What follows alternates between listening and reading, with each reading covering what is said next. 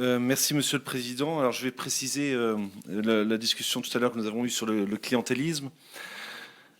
Alors c'est vrai que je ne nie pas que sur les subventions communes, il n'y ait pas une certaine objectivité et une certaine honnêteté dans l'attribution des communes. Je suis moi-même président de je suis moi-même membre de cette commission, Monsieur le Président, c'est ce que je voulais dire. J'ai eu pour ma part jamais constaté que quoi que ce soit de contestable. En revanche, je rappelle quand même que le choix, par exemple, de l'implantation de collèges a fait l'objet de débats dans cet hémicycle et que certains choix, quand même, me concernaient pas personnellement ou mon canton, mais enfin, étaient quand même pour le moins discutables.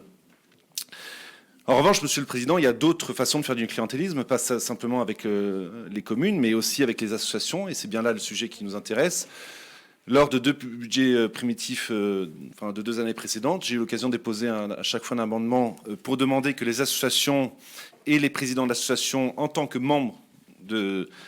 président de ces associations, ne prennent pas parti sur le terrain politique, ce qui me semble être la moindre des choses. Vous l'avez à chaque fois refusé, vous avez voté contre cet amendement, ce qui nous amène à avoir, Monsieur le Président, à chaque élection, je le rappelle, des présidents d'associations subventionnés par le département qui vous apportent leur soutien, sont inscrits sur vos documents électoraux, participent à vos réunions publiques, ce qui pose évidemment un problème, d'autant plus, Monsieur le Président, et là j'arrive vraiment au fond du scandale de ce que j'appelle de ce qui est ce clientélisme, quand j'entends SOS Racisme qui reçoit tous les ans une subvention du département et qui affirme dans Sud-Ouest qu'il intervient dans les collèges pour lutter, je cite, contre à l'époque le Front National, c'est évidemment contre l'intérêt de l'ensemble des Girondins et contre l'intérêt général en particulier, et c'est ce que je conteste.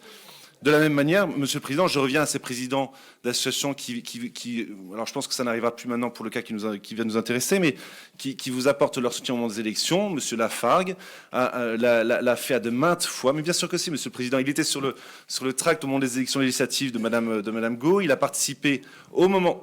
Madame Gau fait partie de votre majorité, Monsieur le Président, il me semble. Donc, il a participé au moment des élections présidentielles à des meetings du Parti socialiste girondin.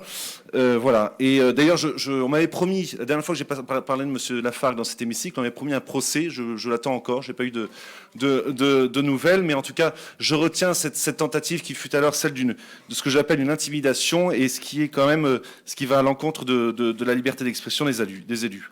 Alors, Monsieur Darmian, vous aviez parlé du fait qu'on subventionnait les projets.